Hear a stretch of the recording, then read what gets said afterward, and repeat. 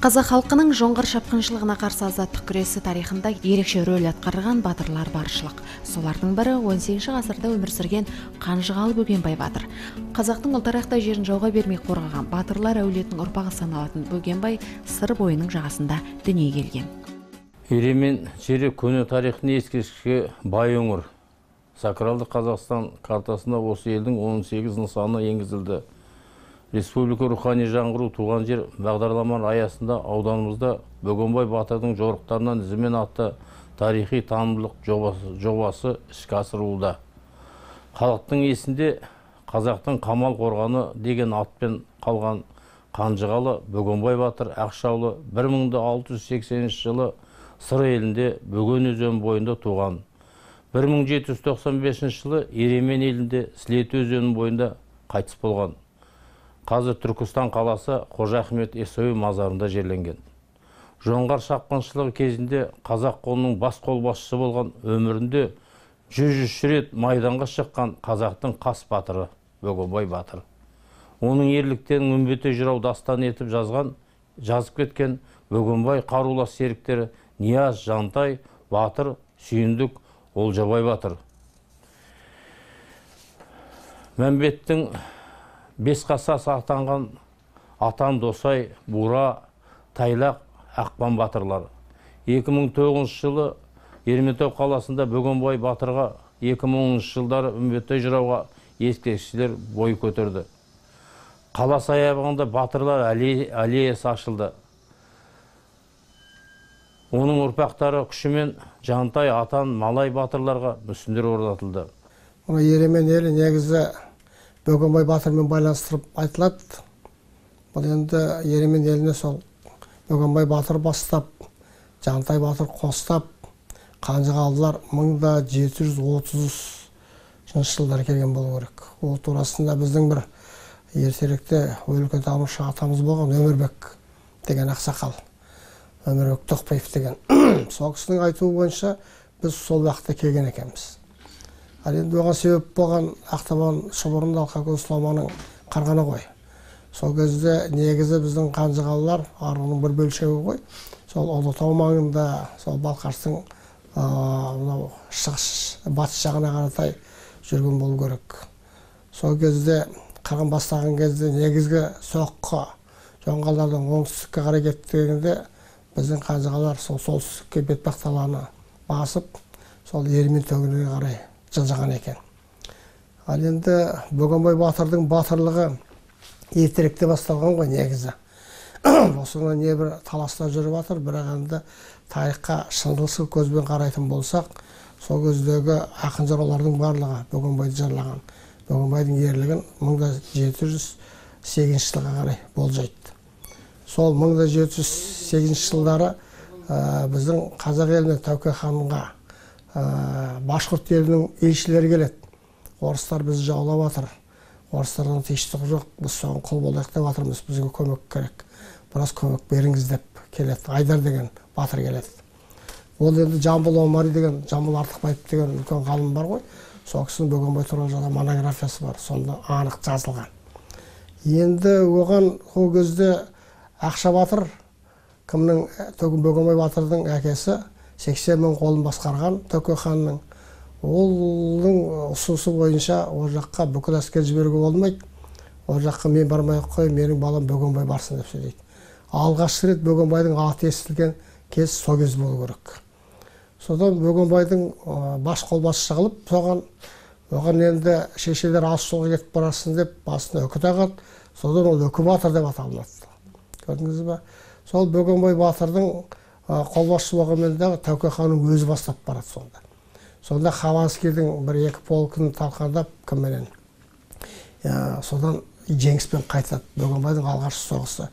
Еділге барып, кімнің үмбете жыраудың бір өлеңдері бар. Сол Еділден өттің Бөгенбай деген несі сонымен аяқталатын. Бөгенбай батырдың әкесі Ақша батыр 80 мың адамнан тұратын әскерді басқарған. Ал Бөгенбайдың өзі бұдан да көп әскерге басшылық еткен. Оған 1710 жылғы Сары Кеңгір өзен жағасындағы жоңғар ноянмен болған айқаста көрсеткен ерлігі себеп. Мен Бөгенбай батырдың 7-ші ұрпағы болып, 7-ші ұрпағымын. Оны айта кетсек, бұлай Бөгенбайдың бір ұрпағы Олжабай ақын болған. Осы ақын Қоржынгөл болысының соңғы болысы болған. Сол кісі ақталып, конфискаланған ғой, ақталып келе жатқанда ауырып, Қызылжарда пойыздан түсіріп алып, сонда сол кездегі КГБ-нің бастығы Шаяхметов сұраған, мына отырған кім деп, не болған, қайдан келген кісі, сонда өзін таныстырады. Тұраналы Бөгенбайдың бел баласы, бей Бапан одан туған ел данасы. Бапаннан сақ құлақтай әкем туды, қазақтың кім білмейді қай баласы деп. Сондағы Бапан бейдің бірге туған інісі сатып алды. Біз сатып алдыдан тараймыз. Енді Бапан бейді сақ құлақты ел біледі ғой. Енді арғатамыз сол. Бөгенбайдың ұрпағы саналатын Дайыр Жұмабеков Ерейментау ауданында туып өскен. Жамбыл облысының технологиялық институтын бітіріп, астық қабылдау мекемелерінде қызмет еткен.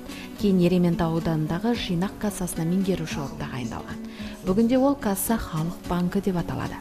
Содан бері банктың аудандық филиалын 30 жыл бойы басқарып келдім дейді батыр ұрпағы. Слет өзенінің бойында қайтыс болған сосын Абылай ханға хабар береді, батырың қайтыс болды деп. Ол енді өлеңдері бәрі бар. Қайтыс болды, сосын айтты, ол кісіні Түркістанға апарып қою керек. Ол кісі киелі адам. Уақытша сөреге сақтаңдар деп. Сол кісінің денесін тұздап, кигізге орап, биік 5-6 метр ағаштан сөре жасап, сол жерге сақтайды. Ит құсқа жем болмасын деп. Сосын жазғы тұрым күн жылаған кезде, сосын ұрпақтары бар, елдің үлкен азаматтары бар, арбамен Түркістанға апарып жерлеп, қазір мәйіт Түркістанда, Бөгенбайдың мавзолейінде, Яссауи мавзолейінде сонда жатыр.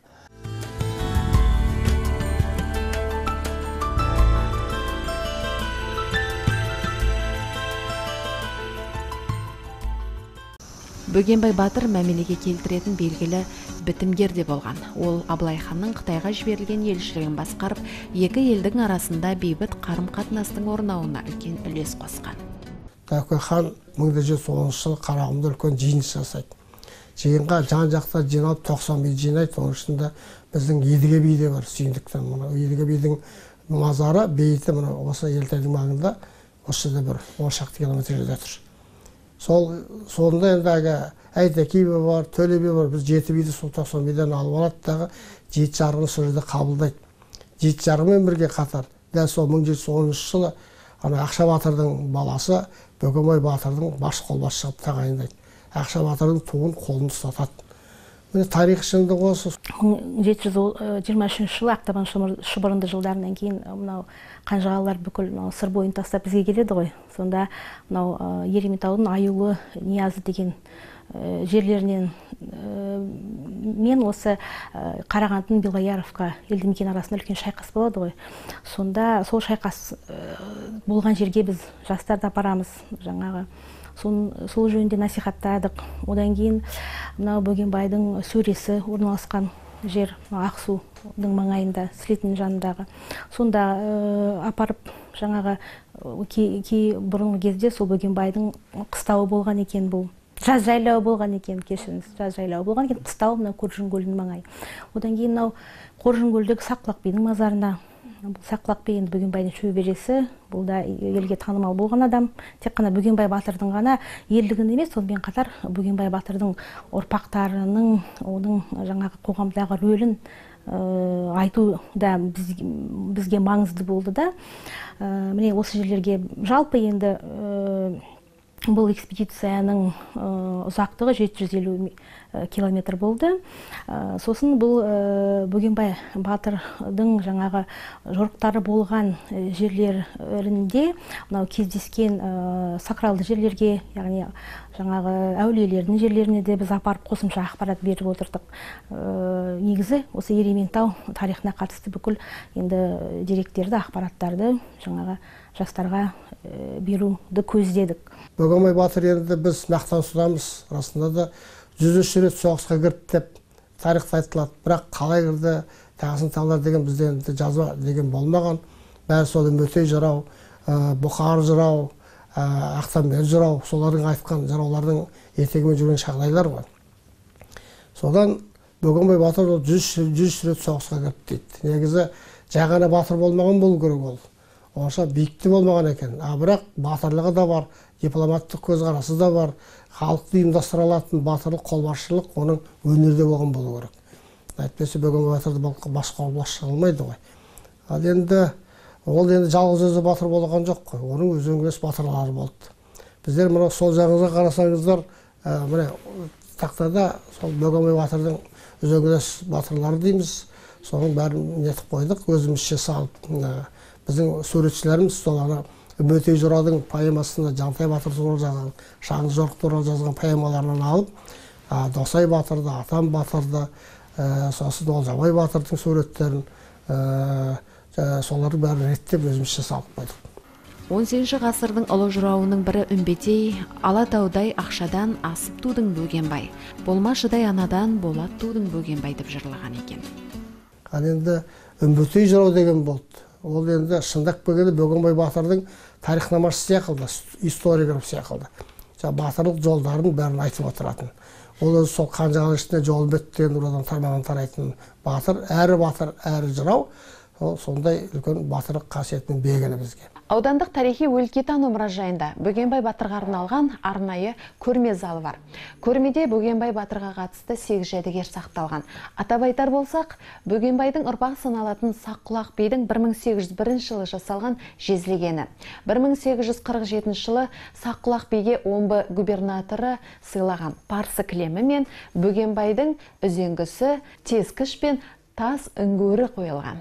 Біздің музей ашылған 91 жылы ашылған кезде музейдің жәдігерлермен толықтыруына бүкіл ел болып, халық болып атсалысты. Сонымен қатар Бөгенбайдың батырдың ұрпақтары, оның ішінде Алихан Барлыбай ұлы біраз жәдігерлермен бізді толықтырды. Соның ішінде ең құнды дегеніміз бұл Бөгенбайдың үзеңгісі, төс, тескіш, үңгір сияқты ұстаның заттары. Яғни бұл заттар кезінде Бөгенбайдың ұрпағы Олжабай Нұралыұлы сақтаған екен. Қазан революциясынан кейін байларды тәркілейді ғой, байдың тұқымдарын. Сонда бұларды тәркілеуге ұшырап, Олжабай Нұралыұлы, ағасы Барлыбай Нұралыұлы үйшікке, яғни Батыс Қазақстанға жер аударылады. Сол кезде ол осы бабаларынан қалған бұйымдарын өзінің орташалау тұратын бір ағайындарының үйінің жанындағы қорасына апарып, Ерейментаудың маңайында Зең деген бұлақтың жанында дейді. Сол қорасына қазып, жердің астына жәшікке Бөгенбайдан қалған заттарды тығып қояды. Сол кезде, сол сәттің куәсі Нұрғайша деген бір кішкентай бір қыз болады. Сол сәтке куә болады. Ол кезде ол 7 жаста дейді шамасы. Одан кейін Олжабай қасындағы ағайындарымен үйшікке жер аударылғаннан кейін бұл одан кейін ол Тұрар Рысқұлов арқылы Ресейдің жоғарғы атқару комитетіне хат жазып, үйшіктен омбыға сұранады ғой. Жердің қолайсыздығына байланысты, ауа жақпайтынына байланысты деп. Одан кейін 35 жылы сол омбыдан Орынборға аттанған кезде Қызылжар деген жерде қайтыс болады ғой. Сол қайтыс болып, сол жерде жерленеді. Одан кейін оның сүйегін 91 жылдары осында Бөгенбай батырдың қорыбына әкеп жерлейді. Міне сол 28 жылға куә болған Нұрғайша апамыз, кейін Алихан Барлыбаев Бөгенбайдың ұрпақтарын іздеп Ерейментауға келген кезде көз алдында болған сол сәтті Алихан Барлыбаевқа айтып береді. Сосын Алихан Барлыбаев қасына Бөгенбайдың басқа да ұрпақтарын жиып, соның ішінде Нұрғайшаның ағасы бар, Батырқожа деген, барлығы сол Зең деген бұлақтың қасына барып, шамамен енді Нұрғайша апамыздың көрсетуі бойынша сол қора тұрған жерді қазып, осы Бөгенбай батырдың заттарын алып шыққан екен. Соның ішінде сауыты болған екен, бірақ сауыты сақталмаған дейді. сақталмай әбден шіріп кеткен дейді. Осы сақталған бұйымдардың ішінде осы үзеңгі, төс, тескі ғана қалыпты дейді. Бөгенбай батыр жастайынан атқа отырып жауға қарсы шыққан. Қазақ әскерлеріне қолбасшылық еткен кезде Қанжығалы Бөгенбай Ақмола облысының маңындағы Астанадан солтүстік шығысқа қарай 156 шақырым қашықтықта жатқан Ерейментау қаласында да қалмақтарға тойтарыс беріп, оларға қарсы шабуыл жасаған. Тарихта айтыла қоймайды, бірақ 1991 жылы біз Бөгенбай батырдың 300 жылдығын тойладық. Сол тойдың алдында қаншама кітаптар шықты. Қаншама естеліктер шықты. Енді сонда қарап оқу отырсақ, Манаш Қозыбаев деген академик, бұрын тарихшылардың ең бір нөмір бірінші тарихшы болды ғой. Сол кісінің айтуынша, сосын жазушы, одан кейін депутат болды, Алдан Смайылов деген ақсақал ағамыз бар. Солардың айтуынша 1730 жылы осы Ерейментау күрегінде үлкен соғыс болған екен. Мына біздің шығысымызда Өленту деген жер бар, Өленту өзені бар. Бер жағында тау, оны Кәрітау деп атайды, ертеректе Кәрітау деп атаған екен. Солмен екі ортада алаңқайда 1730 жылы үлкен қырғын соғыс болады. Сол соғыста Абылайдың аты шығады. Негізі Абылай самалақ болып Төле бидің түйесін бағып жүрген кезде соны нөкерлермен барып Бөгенбай батыр өзін алып келеді. Оны әскерилеуге үйретеді. Сонда сол Бөгенбай батырдың Нарқызыл атына мініп алып, маған рұқсат бер, мен бүкіл тұқымдарымды, бүкіл хан тұқымдарын құртқан мынау жоңғарлар, менің ашуым қара қазандай, мен жіберің жекпе-жекке деп сұранып, Абылайлап шапқан. Абылай осы жерде екен, 1730 жылы. Бұл енді тарихта жазылмайды, не екен білмеймін, бірақ елдің аузында жаңағыдай Манаш Қозыбаевтың естеліктерін айтылған. Сонда Шарыштың басын осы Ерейменнің тұсында алған екен. Содан қуып тарбағатай қалып тағатта жоңғарларды қайтып келе жатып, мынау неде, Баян ауылда екі Қанжығалылар 90 ту бие сойып, үлкен той жасайды. Сол тойда Абылайды хан көтеріп, орта жүзге емес, осы арғындардың хан ретінде таққа отырғызады. Ақ киіз көтереді ғой ол кезде. Біздің білетініміз осы. Бөгенбай батырды халық ерекше ардақтап, ғасырлар бойы есімін аялап, есте сақтап келуде. 28 жасында 30 мың қолды бастаған батыр казак-орыс әскерін дүркіретіп қуып, есілден әрі асырып салған. Содан бері Бөгенбай батыр аттан түспей, қазақ жерін жоңғарлардан азат еткенше, Қабанбай, Олжабай, Жәнібек, Малай Сары сынды батырлармен тізе қосып, ел тәуелсіздік үшін талай шайқасқан. Аңырақай дейді, Бұлаң түгесінде болды. Енді барлық жерлерде жан-жақтан батырлар келеді, өз қолдарын алып келеді. Бірақ сол жерлерде бас қолбасшы тағайындалу керек. Содан бас қолбасшылығы әрқашан осы Бөгенбай тағайындап отырыпты. Өйткені ол ақша батырдың несі, ол енді тектілік дейді ғой. Жайдан-жай адамға қолбасшылығын бере салмайды ғой, солай емес пе? Бүкіл билер бәрі ақсақалдар, ол кезде билер тағайындайды. Бас батырлардың да, негізі хандар, Әбілқайырлар, Әбілмәмбеттер, солардың бәрін қолбасшы қылған енді әскери жағынан бізге Кутузовпен Суворовпен осы Бөгенбай ғой енді. Бөгенбай, Қабанбай, Шапыраш, Наурызбай деген сияқты. Сондықтан сол кезде әрқашанда Бөгенбай батырдың мерейі үстем болған екен. Ертедегі батыр бабалардың алып денелі қара күш иесі болғанын бір сөзбен айтып жеткізу қиын. Сол денелерімен қазақ жерін жаудан қорғау жолындағы ерліктеріне сан жетпейді. Осындай намысқой деп танылған қазақ халқының батырларынан үлгі алған, патриоттық сезімдер оянған бүгінгі жастар ел дамуында зор үлесін тигізері сөзсіз.